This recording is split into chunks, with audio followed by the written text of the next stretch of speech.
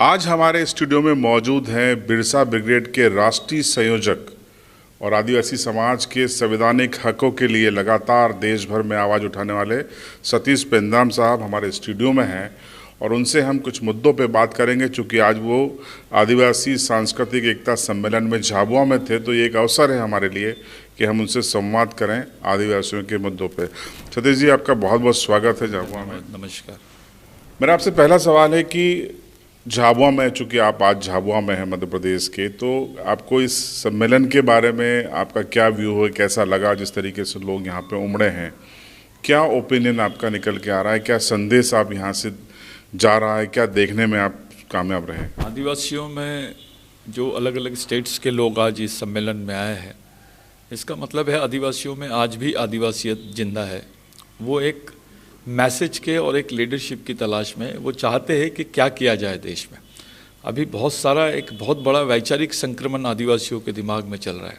वो तलाश कर रहे हैं कि उनको फ्यूचर में उनकी जनरेशन को सिक्योर करने के लिए, उनको सेफ करने के लिए कौन सा स्टेप उठाया जाए, उनके प्रोटेक्शन में क्या है, उनके अधिकारों की कौन सी घोषणा वो लोग करना चाहते हैं, और उनके अस्तित्व अस्मिता के सवालों को लेकर वो लोग आज इतनी बड़ी संख्या में यहाँ पर आए हैं। इस पर से ऐसा लगता है कि इस समाज में ऐसे लोग आज भी है जो समाज को लेकर काफ़ी सीरियस है, इस व्यवस्था को लेकर, इस संस्था को लेकर काफ़ी सीरियस है।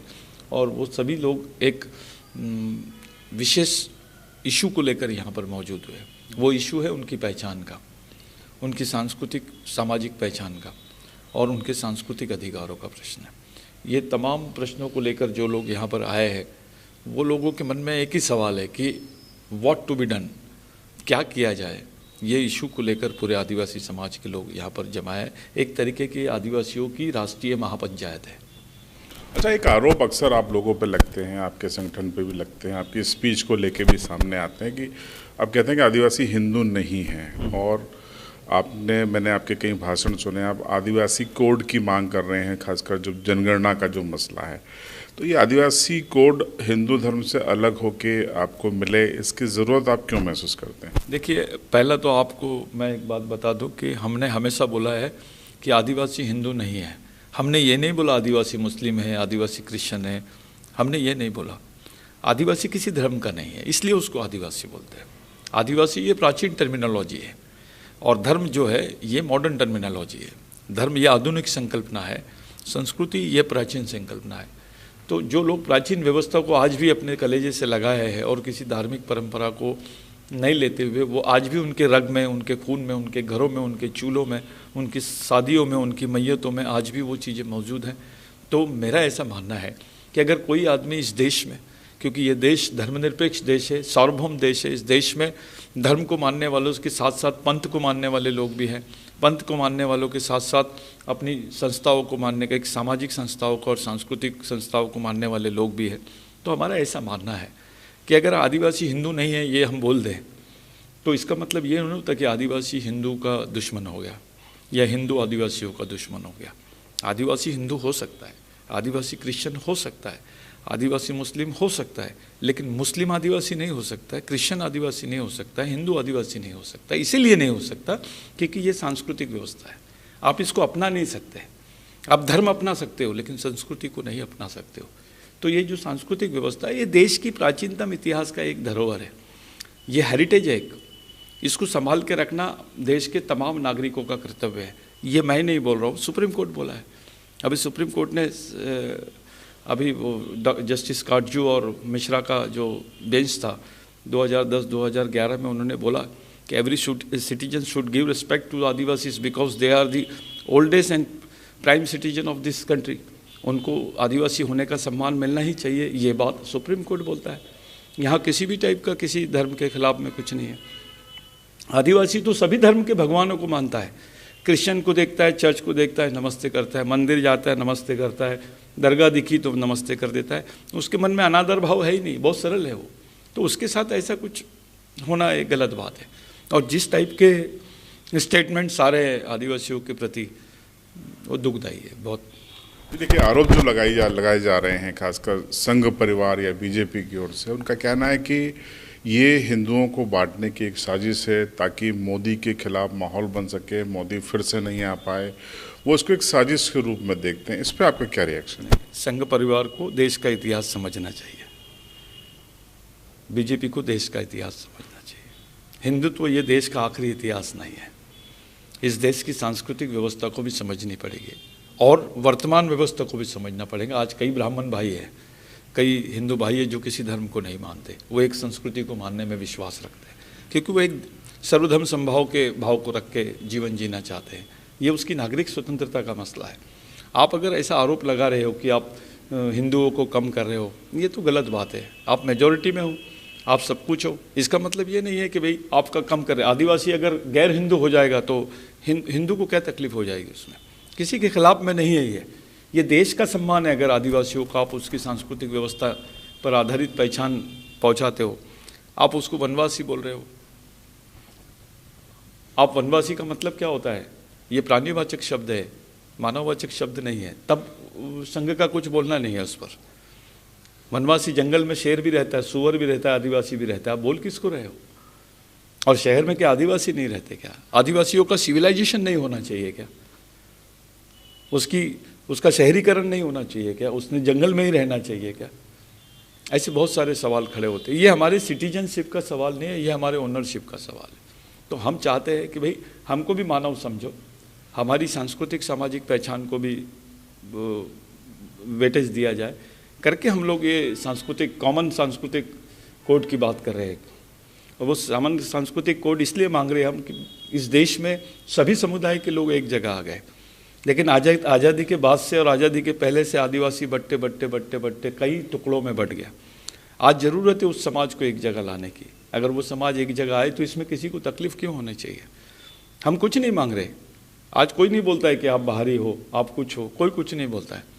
सिर्फ हम इतना बोल रहे हैं कि आप हमको वनवासी मत बोलो, हमको आदिवासी बोलो। इसमें किसी का दिल दुखाने वाली बात कहाँ है? हमने आज तक के शिव की पूजा तो हिंदू भाई भी करता है, आदिवासी भी करता है, सिर्फ पद्धत अलग है। हम शिव की माँ की पूजा करते हैं, आप शिव की पूजा करते हैं। तो ऐसा तो नहीं है कि हम आपको अपने से अलग समझते हैं।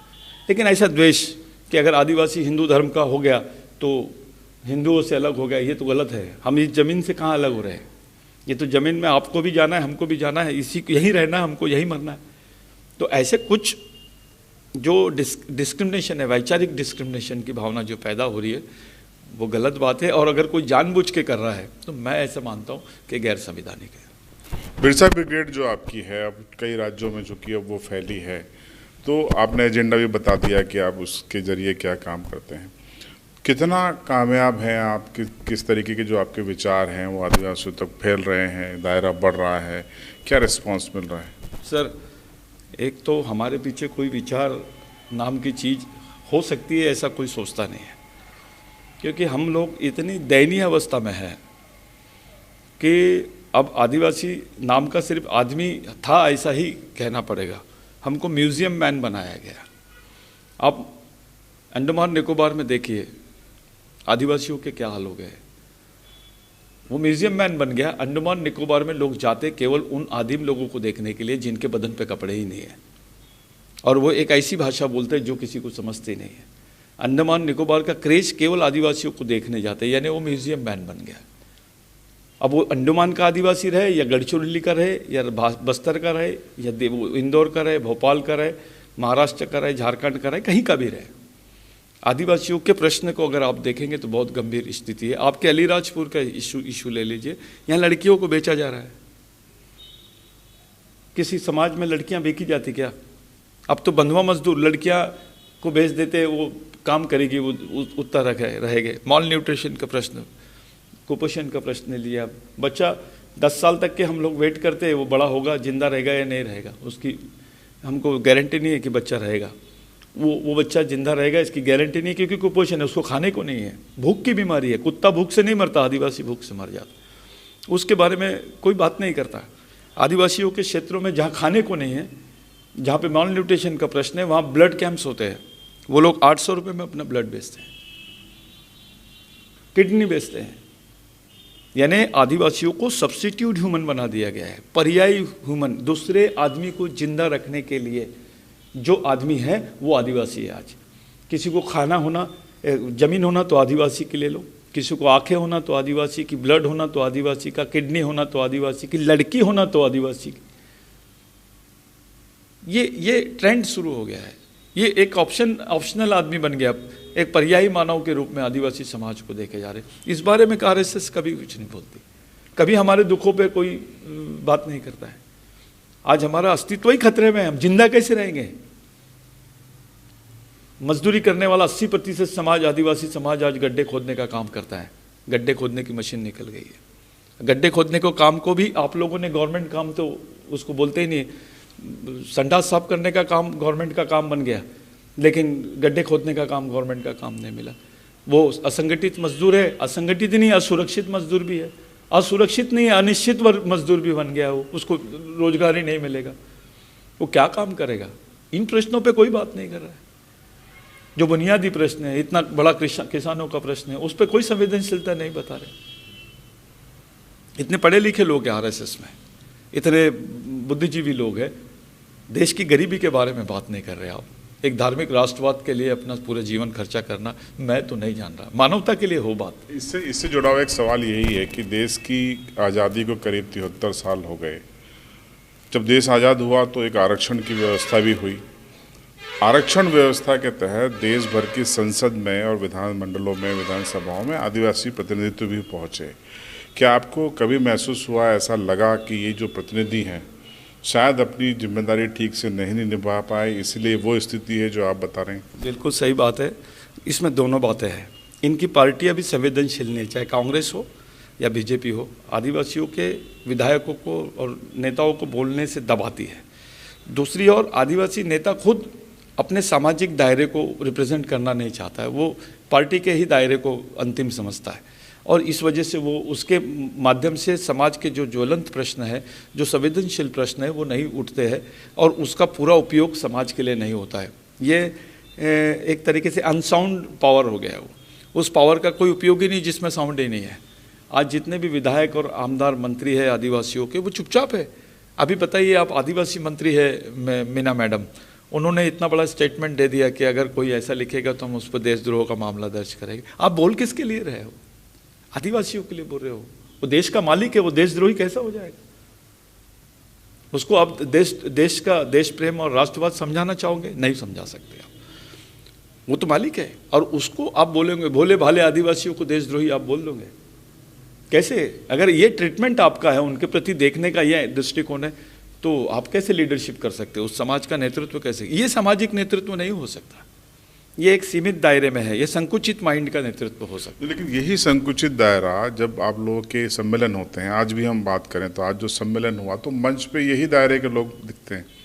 तो समाज के जो जिम्मेदार हैं, जो इस तरीके के आयोजन कराते हैं, क्या उनका कोई ब्लूप्रिंट कब बनेगा कि किस तरीके से इन लोगों को आइसोलेट किया जाए ताकि ये सामाजिक दायरे को प्राथमिकता मिले? आप बिल्कुल सही बोल रहे हैं। मैं भी इसी सोच को बहुत नज़दीक से समझ रहा हूँ, क्योंकि मैंने पूरा काम सोशल ज़मीन पे ही किया है। मैंने केवल आदिवासियों के लिए नहीं किया है काम। यही चीज़ मैंने ब्राह्मणों में भी देखी है, ओबीसी में भी देखी है, दलितों में भी देखी है, मुस्लिमों में देखी है। बहुत बुरी स्थिति से देश गुजर रहा है। जिनसे हम उम्मीद करते हैं, जिनसे पूरी उम्मीद लगा के बैठे कि हमारा प्रतिनिधित्व करेंगे, वो उन प्रश्नों पे आप एक बात मान लीजिए, आप चाहे आप किसी भी धर्म संप्रदाय की बात लीजिए,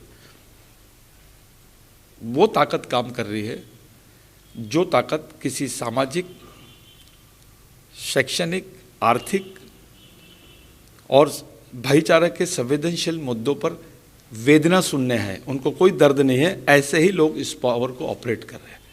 आपको हमको दिखाई दे रहा है कि ये विधायक है, ये मंत्री है, ये पार्टी के है। खुद आपको ये विधायक, मंत्री और इसके सर्वोच्च पद के लोग भी किसी के हाथों में कठपुतली जैसे नजर आ रहे हैं। चंद पूंजीपति लोग पूरे देश को चलाने की बात कर रहे हैं। वहाँ पर ऐसे बड़े बड़े लोग भी, जिनसे पूरी दुनिया ने उम्मीद लगाई है, जिनसे अभी मोदी जी से कितनी होप लोगों ने लगाए थे कि नहीं ये आदमी डैशिंग है, कुछ तो भी करेंगे, आरएसएस के लोग इसके पीछे रहेंगे, कुछ तो भी करा लेंगे इससे। क्या किए? ये दिख गया पूरे देश को। एक गलत मैसेज जा रहा है आज। सबसे ज़्यादा बेरोजगार तो आरएसएस का कैडर है। इतने सारे लड़के हिंदुवानी और ये बाकी जगह, उनका भी कोई जुगाड़ नहीं है।